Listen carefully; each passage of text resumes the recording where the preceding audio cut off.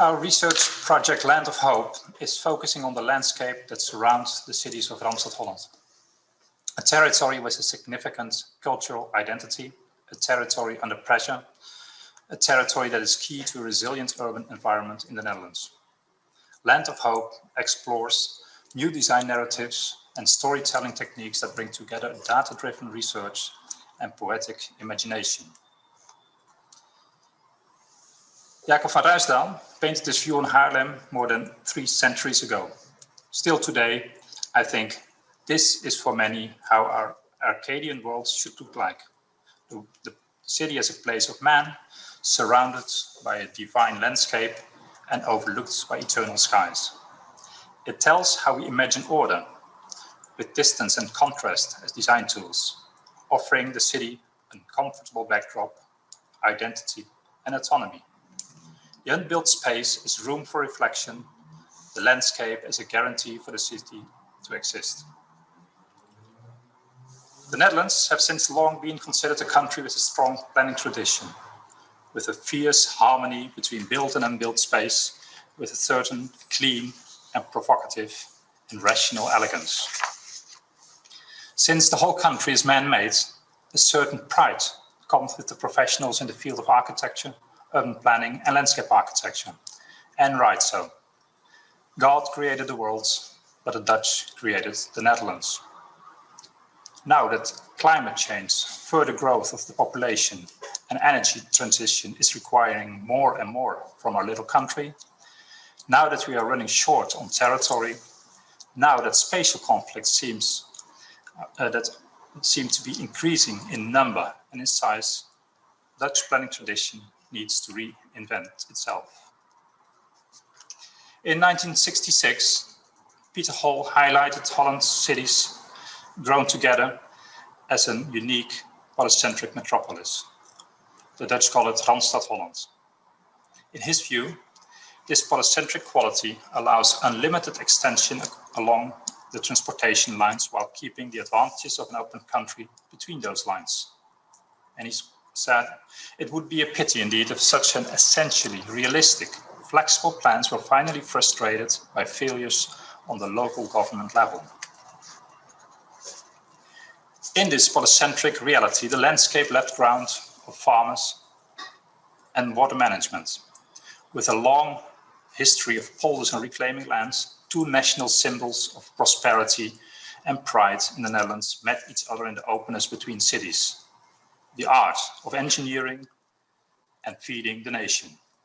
A vast and extremely flat openness that allowed inhabitants to witness progress. Land was our future. But still, that is theory. Practically, the Dutch cultural identity is rooted in settlements, in cities, and none in the landscape. Different from other countries, where the presence of landscape is cherished as an element of identification, the Dutch traditionally treat the landscape as their backyard. As an illustration, we can point out the countless examples of neighborhoods where fences and deposits of individuals directly face the majestic field of grass and cows, as if we don't care. Luckily, there are the farmers. They have been taking care of this backyard for centuries, keeping it open, clean, and pleasant. And also thanks to our planners that controlled suburbanization. It gave us places like Hoogvliet here on the left. The abstracted map of this post-war city development shows the juxtaposition of autonomous neighborhoods, all with their determined order and graphic language, according to the standards of the 60s, the 70s, the 80s, and the 90s. On the right, Dordrecht. It seems, not surprisingly, to tell that safety was the leading element for urban development. It might well be that the swamp that surrounded cities and the uncertainty of existence that came with it created a bond, a civic society of peaceful coexistence of people with different backgrounds, dense settlements, autonomous and protected against danger from outside, social design avant la lettre with compact urbanization as a result. As this model for compact urbanization settled in our DNA, Expansions of cities after the dismantling of the fortifications 1.5 centuries ago show a controlled neighborhood planning, coherent and independent environments based on communities that predominantly turn their backs to their surroundings, making of this polycentric metropolis Randstad an archipelago not only of cities, but of an infinite reality of neighborhoods. It would well explain the strange paradox in Dutch planning. On one hand, there are the Dutch planet considered for their outstanding capacities. On the other hand, there are the Dutch citizens that generally complain that their country is full and chaotic. Apparently, the Dutch urban reality doesn't match the expectations. Because the Randstad is relatively low dense, open and green, apparently the Dutch planning focuses on the middle scale and ignore the bigger picture. Since farming is no longer a 100% defensible act and top-down planning is aborted in the Netherlands, we risk to lose our last element of comfort, the green backdrop of our cities. As Peter Hall stated, it would be a pity indeed if such essentially realistic and flexible plans were finally frustrated by failures at the local government level. In fact, the scattered political reality consisting of a multitude of municipalities is now holding by bottom-up planning the future of Randstad Holland in its hands. As since 2009, the Ministry of Planning was shut down. A Dutch tradition of centuries came to an end. During the nitrogen crisis in 2019, the Dutch government stated it would be well willing to compensate farmers to shut down their operations in an effort to take back control of emissions. Later, the Dutch government pointed out that the Netherlands will miss its own target for reducing greenhouse gas emissions in the next decade due to high reliance on fossil fuels and low production of renewable energy. At the same time, for a lack of coherent framework on a high level, various forms of planning and self-organization through municipal initiative and provincial agendas result in an increasing inefficiency and uncoordinated planning. A simple calculation learns that getting to a fossil-free country, the Netherlands need more than its own territory to implement solar and wind energy as a main resource. The Netherlands are running out of space. Randstad Holland is a fascinating laboratory for us, not only for the reasons I just explained, but also as it is part of one of the most densely populated parts of Europe. As the delta of some of the continent's main river finds itself on the crossroads of our country, we are in the midst of the climate crisis agenda.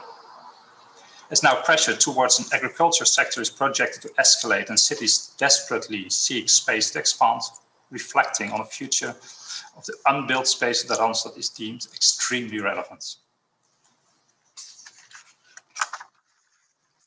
Taking a 100 to 100 kilometer snapshot of the Randstad as a case study, Studio Hartzema and Fresh calculated that 75% of the land is unbuilt, the majority of which is grasslands. As the socio-economic and environmental challenges are piling up in the region, the future of those lands remain an open issue. Like most places in which lucrative production activities have had a boomerang effect on local ecosystems and on the environment, Randstad is still divided on whether to continue its path dependency on preserving highly polluting grasslands for the dairy and meat sector, or to start imagining a landscape without cows. On the scale between economy and ecology, it seems more crucial to investigate these lands and to address related challenges in a resilient and a sustainable way. Almost 50 years ago, Super Studio had already started addressing the issue of scaling up, illustrating a world rendered uniform with the continuous monuments shaped by technology, culture, and other inevitable forms of imperialism. The grid is used in a similar way in our project as a tool to neutralize space, eradicate any pre-existing conditions, and stress the need to explore the intersection between global abstraction and local specificity. Land of Hope highlights the capacity of the unbuilt space to become the space of freedom and of large visions.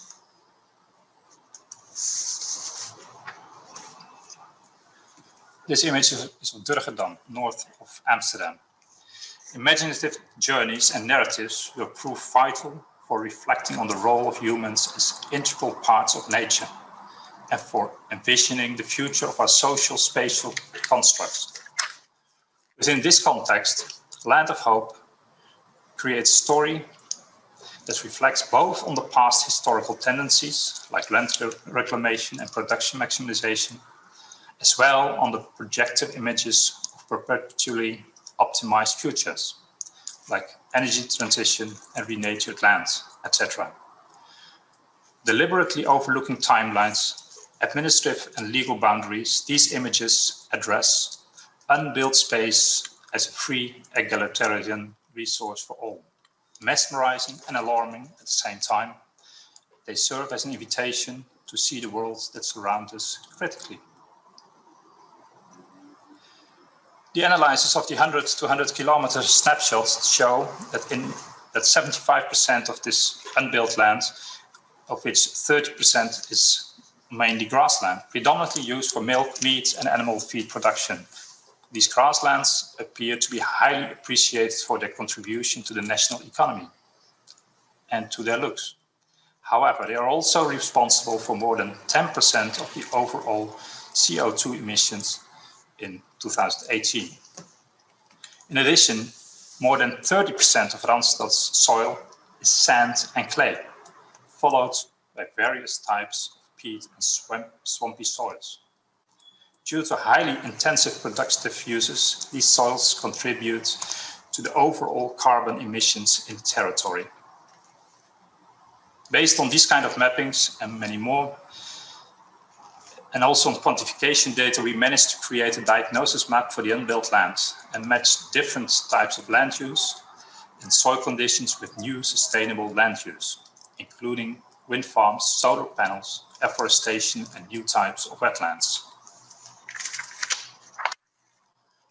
For the Biennale, we thought to make the invisible visible, to make the space into volumetric representation, to show that the Randstad unbuilt space is examined both as a space for critical reflection as well as a collective resource for sustainable development. Through the psychological rethinking of the unbuilt land as a shared entity between collaborating cities and layers of society, the project sheds light on the idea of a scaled-up thinking to areas and critical activities in their metamorphosis. Contemporary cities no longer need absolute answers to the question of nature and ecological transformation, but an understanding of resilience and adaptation to potential shocks. The implications of failing to create new design narratives on the ever-changing interrelations between processes and socio-economic conditions will lead to further ecological degradation, that's our belief, and bring us back to the modernity's binary humanity versus nature. Land of Hope tries to offer another perspective. Thank you very much.